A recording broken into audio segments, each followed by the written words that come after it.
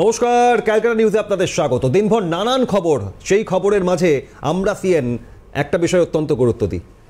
শিক্ষার্থী পড়ুয়া তাদের ভবিষ্যৎ সুনিশ্চিত করার জন্য কেরিয়ারের সাফল্যের ক্ষেত্রে কোন বিষয় নির্বাচন করবে, তারা কোন কোন পথে এগোলে সম্ভাবনা আরও বেশি উজ্জ্বল থাকে ভবিষ্যতের পথ সুগম হওয়ার ক্ষেত্রে, তাই নিয়েই আমরা আজ এসএনইউ টাইমে আপনাদের স্বাগত জানাই। এবং আজ এমন একটা বিষয় নিয়ে আমরা আপনাদের সামনে আসব, সচরাচর হয়তো বিভিন্ন ক্ষেত্রে ইঞ্জিনিয়ারিং, টেকনোলজি, অন্যান্য নানা ক্ষেত্রে আমরা বহু কোর্স অফার করা হয় বিভিন্ন প্রতিষ্ঠানের তরফ থেকে, তা যেমন আপনারা শোনেন বিসিএ, বিবিএ, এমবিএ, কিন্তু আজ অত্যন্ত সংবেদনশীল, অত্যন্ত এই মুহূর্তে দাঁড়িয়ে গ্রহণযোগ্য এবং যার ভেতরে একটা আলাদা গভীরতা রয়েছে, এমনই একটা বিষয় আপনাদের সামনে আজ নিয়ে আসবো। পঠন ও গবেষণার ক্ষেত্রে বিজ্ঞান, প্রযুক্তি, সংস্কৃতি এবং সমাজ, এসএনইউতে, সিস্টার নিবেদিতা ইউনিভার্সিটিতে এই বিষয় বিশেষভাবে 2023 জানুয়ারিতে যখন শুরু করা হয়, তারপর সেই পথ চলায় এখন সরাসরি পড়ুয়াদের বিশেষ কোর্স অফার করা হচ্ছে।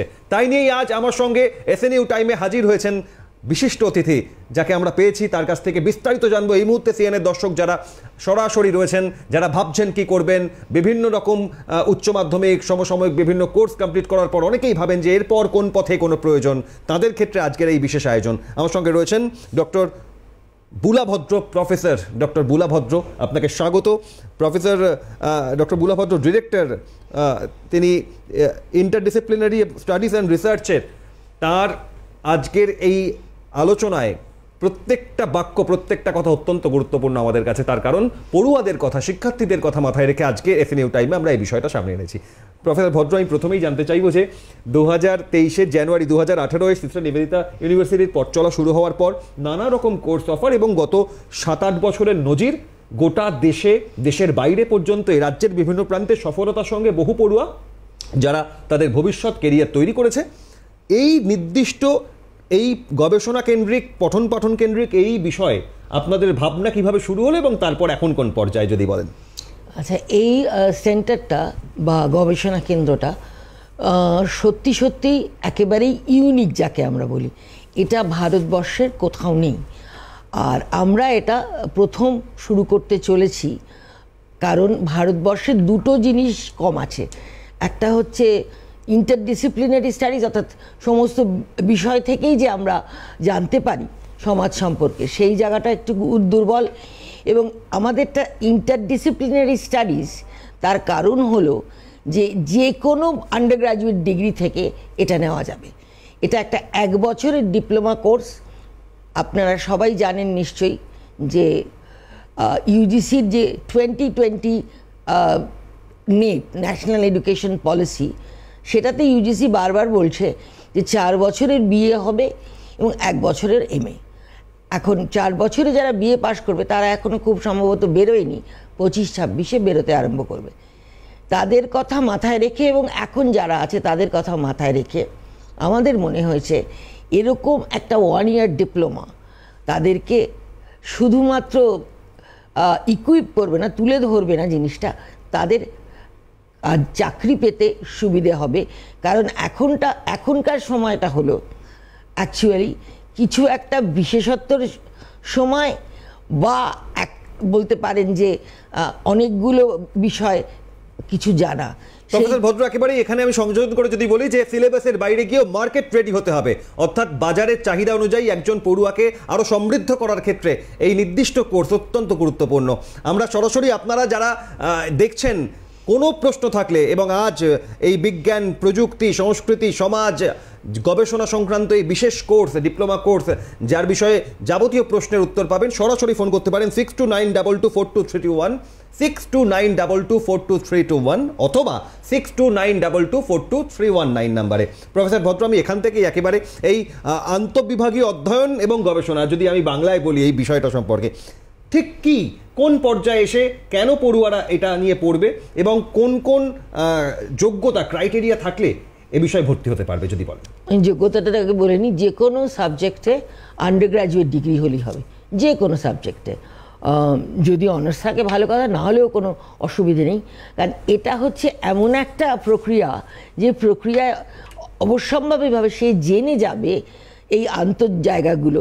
এবং এখন পৃথিবীটাকে আমরা বলি হচ্ছে কানেক্টেড এভরিওয়্যার। এই কানেক্টিভিটি এবং ধরুন অনেক কিছুর মধ্যে একটা জিনিস আমরা মোটামুটি জানতে পেরেছি, এবং আমরা যাদের ফলো করি উত্তর আমেরিকা এবং ইউরোপ, তাদের সম্বন্ধে বলা যায় যে সব জায়গায় ইন্টারডিসিপ্লিনারি স্টাডি হয়।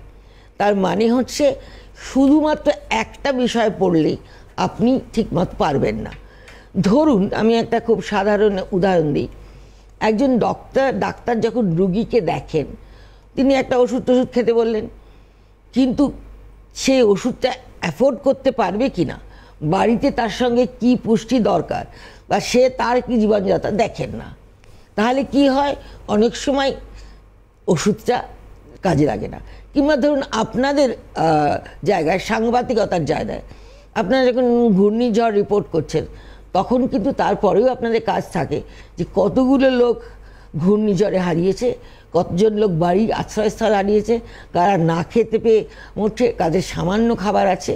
অর্থাৎ এইগুলো কি, এইগুলো হচ্ছে বাস্তব, যেটা একেবারে অর্থাৎ সিলেবাসের বাইরে গিয়ে সেই বিষয়। সিলেবাস বলতে একটু বলি, সিলেবাস বলতে একটা ধারণা ছিল যে এই বিষয়টাই।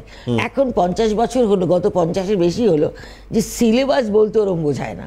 ঠিক যেমন আমাদের এসএনইউতে অনেকগুলো বিভাগের সঙ্গে অনেকগুলো বিভাগ আমরা একসঙ্গে কাজ করি। আমি আরেকটা উদাহরণ দিয়ে বলি, ধরুন পারফর্মিং আর্টস, নাচ গান থিয়েটার নাটক, আমরা তাদের সঙ্গে জয়েন্টলি প্রোগ্রাম করি। কেন? আপনি নাচ দিয়ে বা গান দিয়ে কি বুঝবেন সমাজটা কীরকম আছে, সে কীভাবে দেখছেন সমাজটাকে, কোন গানটা আপনি চয়েস করলেন, কিভাবে বুঝছেন থিয়েটার, কীভাবে প্রতিফলন বাস্তবের, তার সঙ্গে তার নাটকীয়তা থাকবে। কিন্তু এই যে ইন্টারডিসিপ্লিনের ব্যাপারটা, কেমন যেমন প্রযুক্তি সবাইকে কিছু না কিছু জানতে হবে, না তো আপনি তো অচল হয়ে যাবেন মোটামুটিভাবে। সুতরাং আমরা এই জন্য এই বিভাগীয় গবেষণা কেন্দ্র এবং পঠন পাঠনের জন্য এই ব্যবস্থা করছি। এবছর থেকে এটা 2 সেমেস্টার, অর্থাৎ 1 বছর ডিপ্লোমা পাবে। এই ডিপ্লোমা পাওয়ার পরে আমরা হলফ করে বলতে পারি যে যারা শুধু ধরুন বিএ পাস করেছে কিন্তু তাদের এরকম একটা ডিপ্লোমা আছে, পিজি ডিপ্লোমা, সেখানে কিন্তু সে অবশ্যই মানে কনসিডার হবে অ্যাজ মাচ বেটার কোয়ালিফাইড। একেবারে এখান থেকে মানে তারা কি অ্যাচিভ করতে পারবে এই ডিপ্লোমা কোর্স বা এই পার্টিকুলার এই কোর্স কমপ্লিট করার পর, তার যোগ্যতার সঙ্গে এটা নতুনভাবে সংযোজিত অ্যাডেড এই নতুন সার্টিফিকেট বা ডিপ্লোমার, তার অর্জন করার ক্ষেত্রে কি পাবে সে আগামী দিনের সুবিধে? অর্জন করার ক্ষেত্রে আগামী দিনে সে অ্যাচিভ করবে কি? আচ্ছা, আগামী দিনে প্রথম কথা হচ্ছে যেটা মানুষের সবচেয়ে বেশি দরকার, রুটিটা তার আসবে ওখান থেকে, অর্থাৎ কিনা সে অর্থনৈতিকভাবে রোজগার করতে পারবে। তারপরে যেটা আসবে তার কাছে সুযোগ যে এইবার কাজ করতে করতে সে অন্য কিছু করতে চায় কিনা, গবেষণা করতে চায় কিনা, বা অন্য জায়গায় কিছু ট্রেনিং নিতে চায় কিনা। কারণ আমি নাম বলবো না কম্পিউটার কোম্পানিগুলো কি করে, ইভেন সব জায়গা থেকে গ্র্যাজুয়েট নেয়, নিয়ে একটা ট্রেনিং দেয়, দিয়ে তাদেরকে দিয়ে কাজ করায়। এখন এই ট্রেনিংটা ভালোভাবে আমরা দেব পঠন পাঠন এবং গবেষণার মাধ্যমে, যার ফলে তার পক্ষে বাজারে যে চেঞ্জিং নেচার, মানে অর্থাৎ কিনা পরিবর্তন হচ্ছে সমানে, সেটার সঙ্গে সে যুক্ত। যেমন ধরুন আর্টিফিশিয়াল ইন্টেলিজেন্স, এইটা কোথাও এখনো সমাজবিজ্ঞান কোথাও পড়ানো হয় না, আমরা এখানে এটা পড়াবো। তার কারণ হচ্ছে এটা না জানলে তার পক্ষে তো থেমে থাকতে হবে তার। অর্থাৎ অন্য ডিপার্টমেন্ট কবে দেবে আর্টিফিশিয়াল ইন্টেলিজেন্স সেটা আমরা জানি না, কিন্তু তা এই কোর্সের মধ্যে সেটা আছে। এটাই কি স্পেশাল ফিচার এই কোর্সের? শুধু এইটা না, আরো অনেকগুলো স্পেশাল ফিচার আছে। প্রত্যেকটা জিনিসের সঙ্গে প্রত্যেকটা জিনিসের সংযোগ, আপনার পলিটিক্যাল সায়েন্সের সঙ্গে পলিসি মেকিং, পলিটিক্যাল সায়েন্সের সঙ্গে সায়েন্স টেকনোলজির কি সম্পর্ক, কীভাবে সায়েন্স টেকনোলজি পলিসি হয়। সুতরাং এইগুলো জানতে হলে আপনাকে এই 2টো জিনিসই পড়তে হচ্ছে বা 3টে জিনিস পড়তে হচ্ছে, সেটা এই কোর্সে দেবে। এখানে বলা হচ্ছে, আমরা বলে থাকি intersections of science, technology, culture and society. এই 4টে জিনিসই কভার করে সব সাবজেক্টই, মানে সমন্বয় তৈরি করে ফেলবে একটা। এবং এইটা শুধু আমরা অ্যাকচুয়ালি ভারতবর্ষ পিছিয়ে আছে, কারণ এইটা গত 50 বছরে, গত অর্ধ শতাব্দীতে দ্বিতীয় বিশ্বযুদ্ধের পর থেকে এইটা সাংঘাতিকভাবে উত্তর আমেরিকা, কানাডা, ইউরোপের সমস্ত বিশ্ববিদ্যালয়গুলোতে আছে, কিন্তু ভারতবর্ষে এখনো নেই। ফলে এসএনইউর যদি এটা আমরা করতে পারি তাহলে আমরা মনে করবো এসএনইউর পালকে আরেকটা নতুন একেবারে একেবারে এবং 2023 জানুয়ারির পর 2024 জুলাই এসে যখন শেষ করে অগস্টের প্রথম দিন আমরা আজ এই আলোচনা করছি, অত্যন্ত গুরুত্বপূর্ণ। তার কারণ বাজারে চাহিদা অনুযায়ী প্রত্যেক চাকরি প্রার্থীকে প্রস্তুত হওয়ার যে প্রয়োজনীয়তা দেখা দেয়, সেখানে এই কোর্সটা অত্যন্ত গুরুত্বপূর্ণ। সেখান থেকেই প্রফেসর ভদ্র, আমি একটা বিষয় যে চাকরির বাজারে এই ধরনের কোর্স বা এই নির্দিষ্ট পার্টিকুলার এই কোর্স কমপ্লিট করা থাকলে বাজার কেমন রিয়্যাক্ট করবে সেটা যদি বলেন। দেখুন, আমার যেটা ধারণা বা আমি বলবো যে আমার যেটা অভিজ্ঞতা বলছে যে বাজার কিন্তু ফেভারেবলি রিয়্যাক্ট করবে।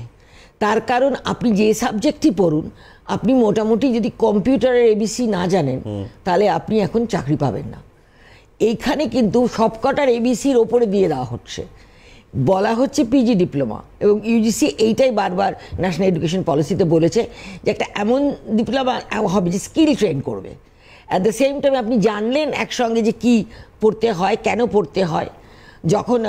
আমরা যখন অ্যাটম বোমের কথা বলি তখন আমরা তার আবিষ্কারকর্তার দুঃখও বলি, সেই জন্য সে নোবেল প্রাইজ করেছিল।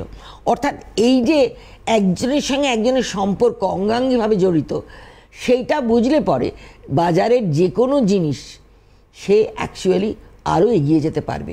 ফলে বাজার তো আপনার কাছে ভাগ করে নেই যে এটা পলিটিক্স, এটা ইকোনমিক্স, এটা সায়েন্স, বাজার সব একসঙ্গেই বসে। ঠিক, বাস্তবকে কেটে কেটে করেছি আমরা, কিন্তু এখন আমরা বুঝতে পারছি বাস্তবকে কেটে কেটে করলে হবে না।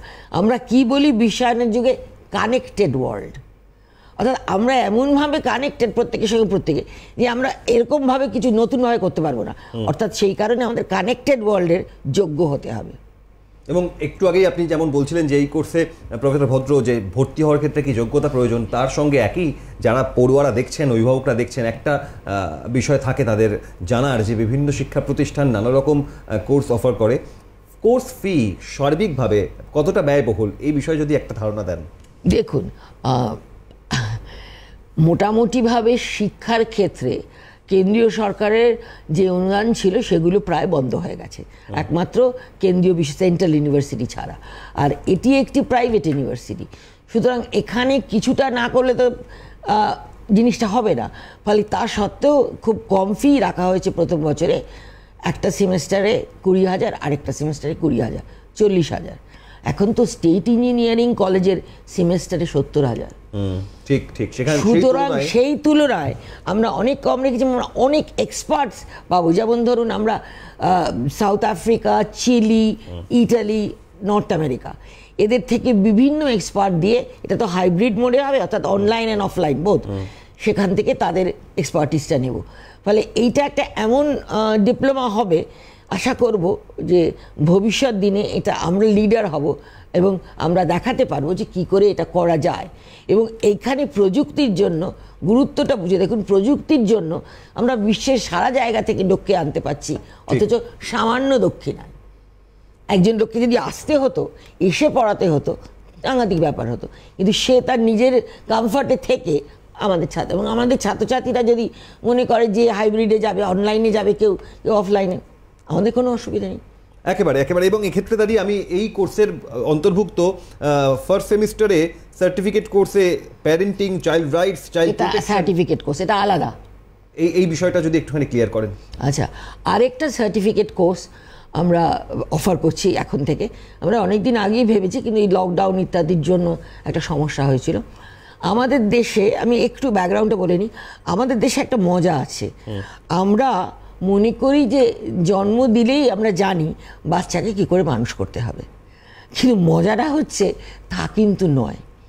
পৃথিবীর প্রত্যেক জায়গায় কিছু করতে গেলে একটা স্কিল লাগে, একটা দক্ষতা লাগে, এবং সেটা ওরা আগে অনেক বুঝে ফেলেছে বলে ওদের ওখানে প্যারেন্টিংয়ের কোর্সে ভর্তি, যে কিভাবে অভিভাবকত্ব হবে, কিভাবে সে যত্ন নেবে বাচ্চা, কি বলবে তাকে, এইটা কোথাও নেই। এখন ইদানিংকালে শিশুর অধিকার এবং তার প্রোটেকশনের জন্য চাইল্ড রাইটস অ্যান্ড চাইল্ড প্রোটেকশনের কিছু কিছু টুকরো টুকরো কোর্স আছে, কিন্তু সম্পূর্ণ parenting, child rights and child protection এখন অবধি ভারতবর্ষে এই তিনটেকে হয়নি। এটা আমাদের অনেক দিনের প্রকল্প যে এইটা আমরা করব। কেননা বুঝতে হবে যে আপনি যদি আপনার সন্তানকে ঠিক মতো না আপনি জানতে পারেন, স্কুলে গেলেও তো হবে না, স্কুলে সে একরকম শিখবে, বাড়িতে আরেক রকম, তাতে তো হবে না। তাহলে বাড়ি আর স্কুলের এই সংযোগ সম্পূর্ণ করার জন্য এবং সাফল্যমণ্ডিত করার জন্য আমাদেরকে জানতে হবে প্রত্যেকের। তো লজ্জার কিছু ব্যাপার নেই। Parenting, child rights and child protection, লজ্জার কিছু ব্যাপার নেই। আমরা তো জানি না কি কি আইন আছে। প্রফেসর ভদ্রই parenting, child rights, child protection, এক্ষেত্রে দাঁড়িয়ে বহু অভিভাবক যারা একেবারে শুরু থেকেই তারা কিন্তু শিশুদের তৈরি করার ক্ষেত্রে সঠিক পথে হাঁটার প্রক্রিয়াটাই জানেন না। তো এটাতে কোনো দোষ নেই, তারা জানেন না। এবং আমরা এতদিন ধরে বলিনি, কম বলেছি যে আমাদের যদি শিশুদেরকে সত্যিকারের একজন ভালো মানুষ তৈরি করতে হয়, আমি চাকরি বাদ দিয়েও বলছি, ভালো মানুষ তাহলেই ভালো চাকরি হবে, সেরকম ব্যাপার হয় যদি, তাহলে তো আমাদের বাবা মাদের জানতে হবে বা অভিভাবকদের জানতে হবে কি বলবো তাকে। এটা তো বলে কখনো মানুষ করা যায় না, এই তুই কিছু জানিস না, চুপ কর, তুই ছোট। আমাদের টেন্ডেন্সিটা কিন্তু এরকম যে বাচ্চাটা বোধহয় জানে না, বাচ্চাটা যেটা বলছে সেটাকে পাত্তা না দিলেও চলবে, বাচ্চার কথা। সুতরাং এই জায়গাটা থেকেই কিন্তু আসছে যে বাবা মারা সেই প্রশিক্ষণ না নিয়ে এটাকে জাস্ট ধরে নেন স্বাভাবিক। এবং এটা একটা ইন্টারেস্টিং সিচুয়েশন যে পেরেন্টিং যেতে একটা স্কিল, এটা আমরা এখনো বুঝিনি। এবং আমরা দেখেছি বহু ক্ষেত্রে বহু মানুষ যারা হয়তো যখন বিপাকে পড়েন, পরিস্থিতি হাতের বাইরে যান, তখন সাইকিয়াট্রিক বা তখন আমাদের মতো লোকের কাছে কাউন্সিলিং এ আসেন। কিন্তু শুরুতেই যদি এই ধরনের একটা কোর্স করা থাকে তাহলে কনফিডেন্স লেভেল অনেক সেই জন্যই আমরা একসঙ্গে পেরেন্টিং, শিশুর কি অধিকার, চাইল্ড রাইটস এবং তাকে কিভাবে রক্ষা করে, এবং ভারতবর্ষে কি কি আইন আছে, কোথায় কোথায় আছে, কিভাবে তাদেরকে আমরা রক্ষা করব। আমি বলবো অ্যাবাউট 70% বাবা মা এটা জানেন না। আমি রুরাল এরিয়া, গ্রাম অঞ্চল ছেড়ে দিচ্ছি, আমি শহরাঞ্চলের কথাই বলছি, সেখানেও জানেন না এবং মনে করেন যে আমি তো পেরেন্ট হয়েছি, আমাকে আবার পেরেন্টিং কি। কিন্তু পেরেন্টিংয়ের যদি সব অকুপেশনের যদি একটা স্কিল থাকে, প্রশিক্ষণ একটা থাকে, তাহলে পেরেন্টিংয়ে থাকবে না কেন? এটার মধ্যে লজ্জার কোনো ব্যাপার নেই। সারা পৃথিবী এটাকে অ্যাকসেপ্ট করেছে। ফলে আমাদের এই যে কতগুলো কি বলবো ইনহেরেন্ট আমরা লিগ্যাসি টানছি, যা ওদের ছিল না তা আমাদের থাকবে না, এটা কোনো ঠিক কথা না। কারণ আমাদের যে কলোনাইজার সে তো অনেক দিন আগে এসব করে ফেলেছে। এখন তো ওভার ডিউ টাইম না যে আমরা চিন্তা করি যে পেরেন্টিংটা খুব ইম্পর্ট্যান্ট একটা বাচ্চার পক্ষে, এবং তার অধিকার এবং তার সুরক্ষা, এইগুলো তো জানা দরকার। এবং একই সঙ্গে এই দুটি আলাদা আলাদা যে কোর্সের কথা আমরা আলোচনা করলাম, এই কোর্সের অন্তর্ভুক্তের ভেতরে আর কোন কোন বিষয় আছে যা একজন পড়ুয়াকে আরও বেশি সমৃদ্ধ করবে, আরও বেশি কমপ্লিট করবে, তাকে তৈরি করবে, রেডি করবে, সেইটা যদি বলেন। আমি যেহেতু প্যারেন্টিংটা বলছিলাম, এটা আগে বলিনি, এটা আমরা 3 ভাগে ভাগ করেছি কোর্সটা। একটা হচ্ছে প্যারেন্টিংটা কি, জিনিসটা কি, এবং কত রকমের প্যারেন্টিং হতে পারে, এবং তাহলে একজন সফল পেরেন্ট হতে গেলে তাকে কি কি করতে হবে।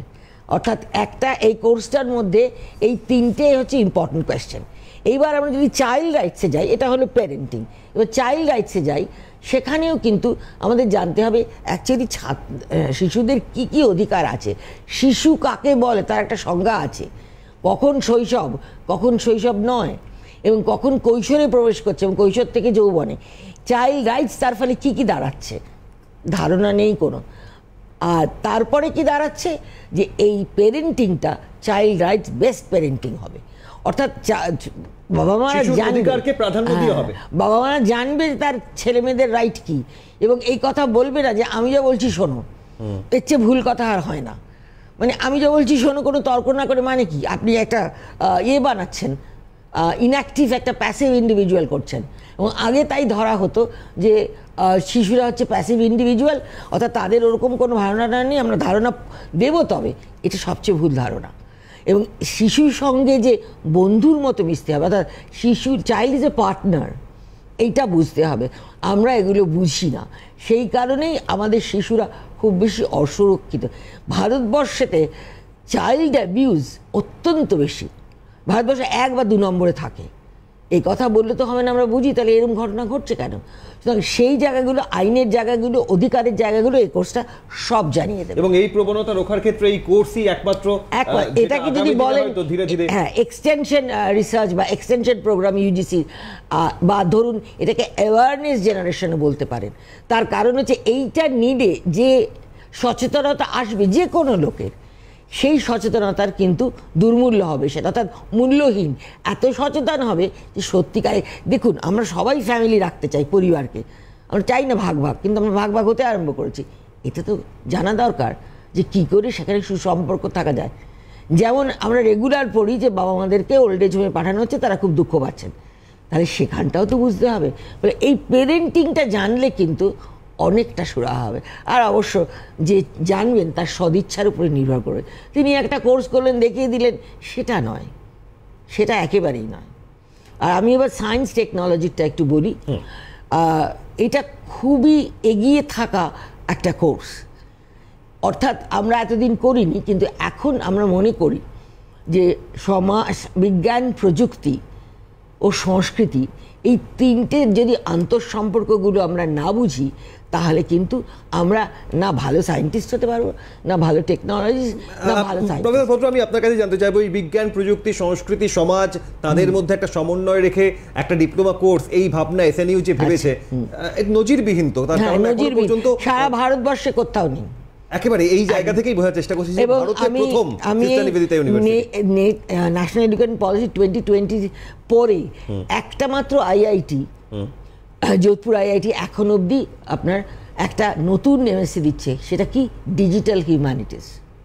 তাহলে চিন্তা করে ভাবুন যে ডিজিটাল হিউম্যানিটিস কত পরিমাণে ইন্টারাকশনটা হয়ে গেছে জয়েন্ট বেসড। তা নয় তো আইআইটি দেবে কেন? সুতরাং আর যদি বিদেশে দেখেন তো অসংখ্য কোর্স দেখবেন সায়েন্স টেকনোলজি, বিদেশের যত ভালো ইউনিভার্সিটি আছে সবাই সায়েন্স টেকনোলজি দেয়। তা একে এসটিএস বলতে, আমরা কী করেছি, আমরা science technology culture and society বলছি, কারণ টেকনোলজি বা সায়েন্স কিন্তু কালচার বেসড। যে অ্যাপ্লিকেশনটা হয়, যেমন আমি একটা খারাপ এক্সাম্পল দিই, যখন 1975 সালে আলট্রাসোনোগ্রাফি এলো এবং ইন্ডিয়ান মেডিকেল অ্যাসোসিয়েশন বলল যাক এতদিনে আমরা মা আর বাচ্চার শরীরের সম্পর্কে, স্বাস্থ্য সম্পর্কে জানতে পারবো 9টা মাস। তারপরে আমরা কি দেখলাম, যখন আমরা জানতে পারলাম মেয়ে আসছে না ছেলে আসছে, আমরা গার্ল কিলিং আরম্ভ করে দিলাম, ফেটাস কিলিং।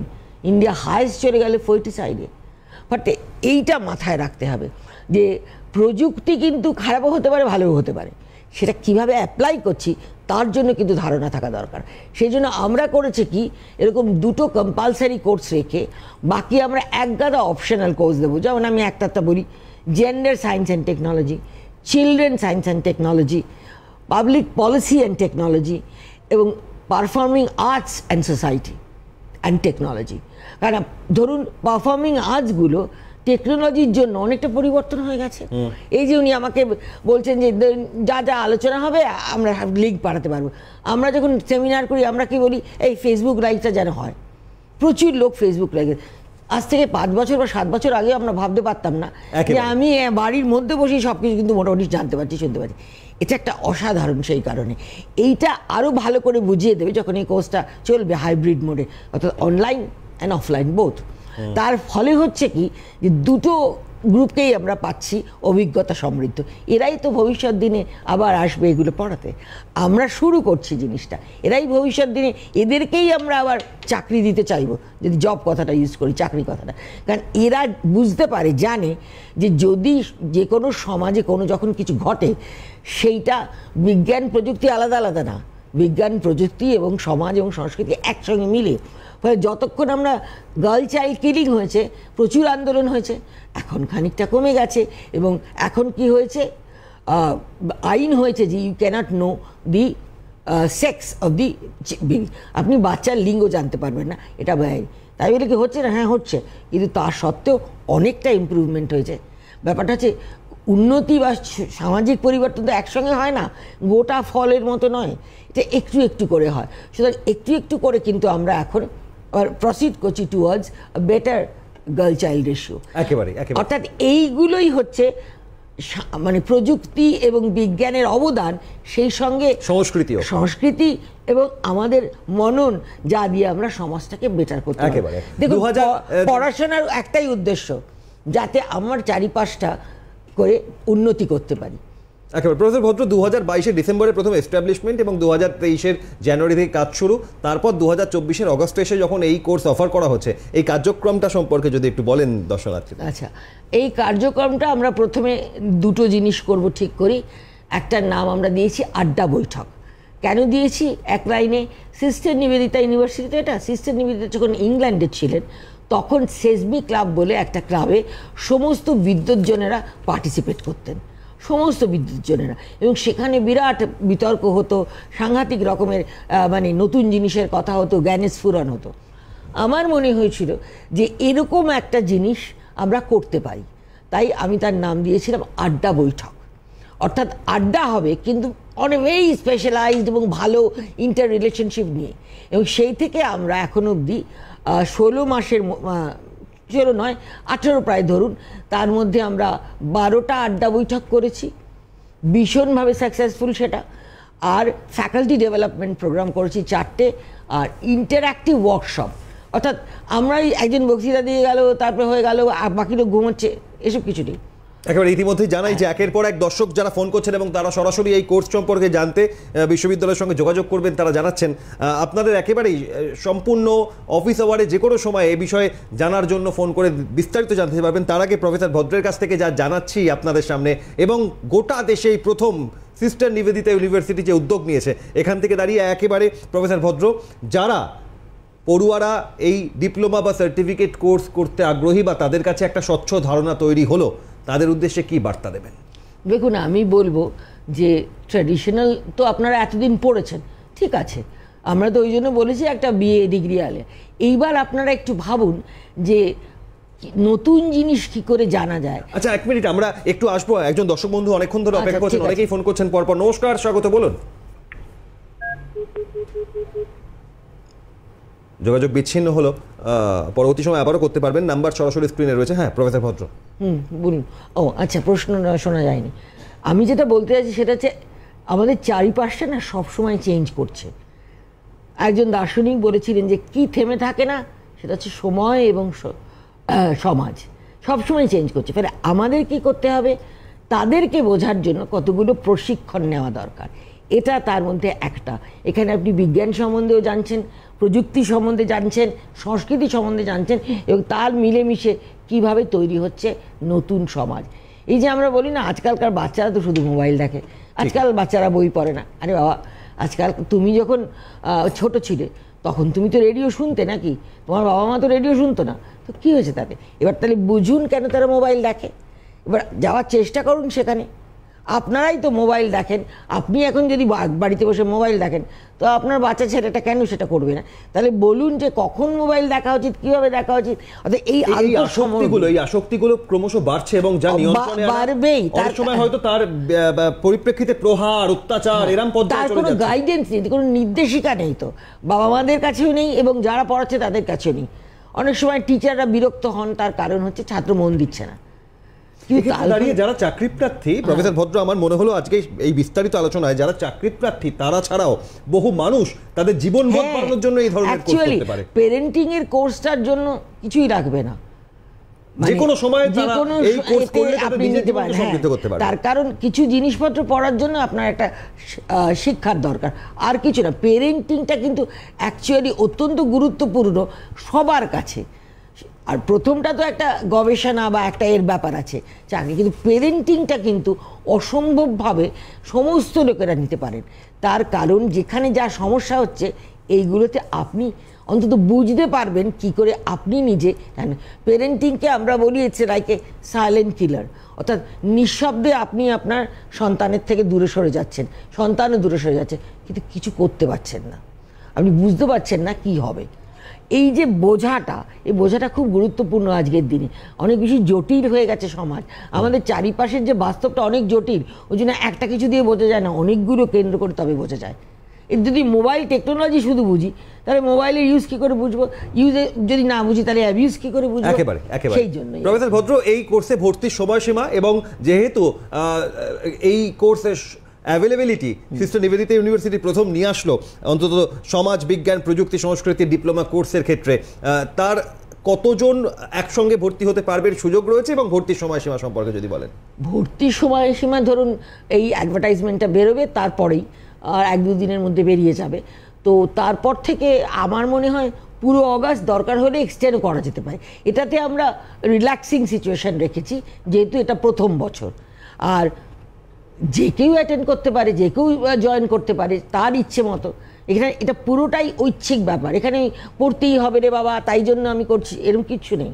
এখানে ভালো লাগছে, বাহ এটা নতুন জিনিস দেখি, এই জন্য পড়তে আসবেন। যদি মনে হয় না এটা পড়েই একটা কিছু চাকরি পাবো, শুধু সেই জন্য পড়া ঠিক না। তাহলে ওই পড়া আপনার ট্র্যাডিশনাল ডিসিপ্লিনে যেটা ছিল রোটে লার্নিং, বললেন মুখস্থ করলেন পরীক্ষা দিলেন তারপরেই ভুলে গেলেন, ওটা একেবারেই না। আমাদের এখানে এরকম কোনো পরীক্ষা থাকবে না, আলোচনা থাকবে, বিতর্ক থাকবে, এই হিসাবে আলোচনা হবে। পরীক্ষাটা আমাদের কাছে গুরুত্বপূর্ণ নয়। বিস্তারিত আপনি জানালেন, অনেক অনেক ধন্যবাদ প্রফেসর ডক্টর বুলা ভদ্র আমাদের সঙ্গে বিস্তারিত জানালেন এবং জীবনে কেরিয়ারে সফলতা পাওয়ার পাশাপাশি নিজের জীবনকে সমৃদ্ধ করার ক্ষেত্রে, এগিয়ে চলার পথকে আরও মসৃণ করার ক্ষেত্রে, শিশুদের তৈরি করার ক্ষেত্রে নিজের সমাজ বিজ্ঞান প্রযুক্তি সংস্কৃতির সঙ্গে এক সংযোগ, এক সমন্বয় তৈরির ক্ষেত্রে এই কোর্স অত্যন্ত গুরুত্বপূর্ণ, প্রাসঙ্গিক আজ 2024-এ। এসএনইউ টাইমে আজ আলোচনা করলাম বিস্তারিত। যাদের যা জানার সরাসরি প্রতিষ্ঠানে যোগাযোগ করতে পারবেন। এসএনইউ টাইম এখানেই শেষ করছি। অন্যান্য সব খবরের জন্য এনি টাইম আপনাদের নজর থাকুক ক্যালকাটা নিউজে।